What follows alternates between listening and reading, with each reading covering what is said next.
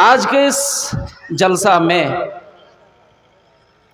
جو میں نے موضوع باندھا ہے وہ ہے حب رسول یا محبت رسول۔ یہ محبت رسول کیا ہے اور محبت کس سے ہونی چاہیے، اسی چیز کے اوپر انشاءاللہ جہاں تک ہو سکے میں حدیث اور قرآن کی روشنی میں آپ کے سامنے باتیں رکھوں گا۔ میں باتیں شروع کرنے سے قبل سامعین حضرات سے گزارش کروں گا، جو لوگ آزو بازو کھڑے ہیں یا جو لوگ اب تک بازاروں میں اور میلوں میں ٹہل رہے ہیں، آپ لوگ اپنی اپنی جگہ لینے کی کوشش کریں۔ آئیے بات شروع کرتے ہیں۔ یہ حب یا محبت اصل میں دو حرف سے بنتا ہے، ہا اور با۔ اس کے معنی ہوتا ہے غلہ، اناج۔ جس طریقے سے انسانی جسم کو زندہ رکھنے کے لیے غلہ کا اناج کا ضروری ہے، ٹھیک اسی طریقے سے ایمان کو بچائے رکھنے کے لیے، ایمان کو زندہ رکھنے کے لیے محبت کا ہونا ضروری ہے، اور اسی لیے یہ لفظ کا استعمال کیا گیا ہے۔ تو ہمیں سب سے پہلے جاننا ہے کہ محبت کس سے ہونا ہے۔ سب سے پہلے محبت کا حقدار کون ہے؟ عقلی طور پر، نقلی طور پر، فطری طور پر، ہر اعتبار سے سب سے پہلا حقدار ہے تو وہ ہمارا خالق ہے، وہ ہمارا معبود ہے، وہ ہمارا پروردگار ہے۔ ایسا کیوں؟ یہ اس لیے کہ وہ اللہ تعالیٰ نے ہمیں پیدا کیا، پیدا کر کے ہمیں چھوڑ نہیں دیا، بلکہ ہمارے لیے دنیا میں رہنے کے لیے وہ سارے اسباب مہیا کرائے ہیں۔ کھانا پانی وہی دیتا ہے، وہ ہماری سانسیں چلاتا ہے، وہ ہماری دھڑکن چلاتا ہے، وہ ہماری حفاظت کرتا ہے، اور سب سے بڑی بات یہ ہے کہ وہ اللہ تعالیٰ ہماری ایسی جگہ میں حفاظت کرتا ہے جہاں کسی انسان کا کوئی دخل نہیں ہوتا ہے، جہاں باپ ماں کا بھی دخل نہیں ہوتا ہے۔ عام طور پر دنیا میں آپ نے اور ہم نے دیکھا ہوگا کہ باپ ماں اولاد کی بہت زیادہ حفاظت کرتے ہیں، وہ اپنے اولاد کی نگہبان ہیں، لیکن ایسی جگہ میں آپ کو لیے چلوں، ماں کا پیٹ دیکھ لیجیے۔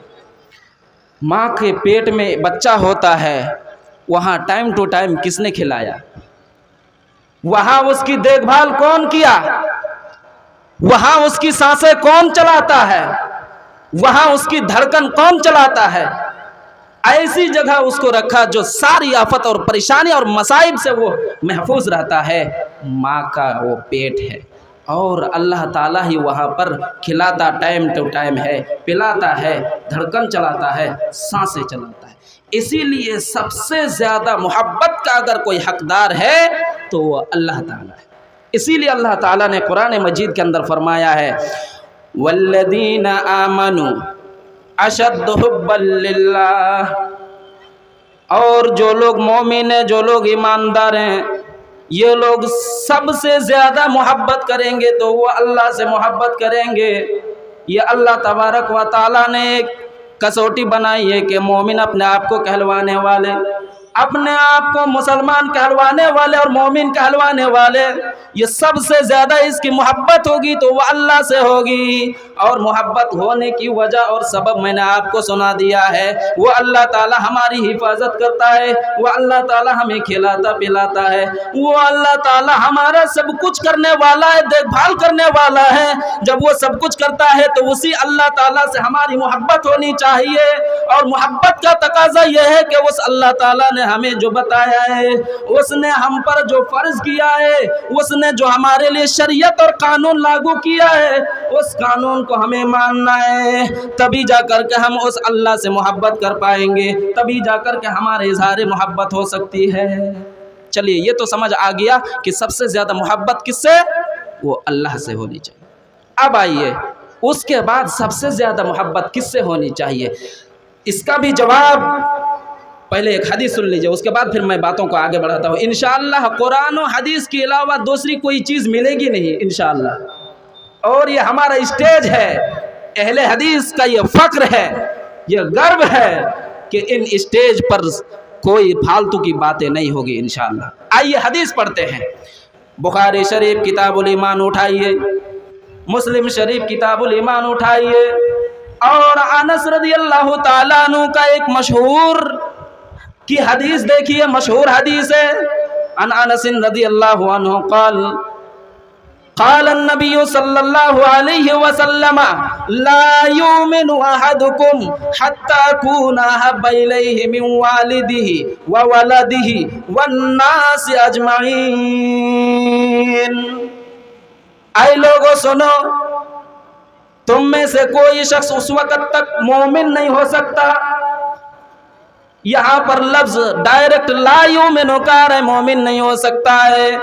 ترجمہ کرنے والے یہ بھی کرتے ہیں کہ کامل مومن نہیں ہو سکتا ہے۔ کب تک؟ جب تک کہ اس کی نظر میں اس کے باپ سے، میں اس کے بیٹے سے، اور میں اس کے سارے تمام رشتہ داروں سے زیادہ میں محبوب نہ بن جاؤں۔ تو اس حدیث سے ہمیں کیا پتہ چلا؟ اللہ کے بعد سب سے زیادہ محبت اگر ہونی چاہیے تو وہ رسول اکرم صلی اللہ علیہ وسلم سے، اور جانتے ہیں وہ کیوں؟ سنیے ایسا کیوں؟ رسول سے محبت اللہ کے بعد سب سے زیادہ کیوں ہونا چاہیے؟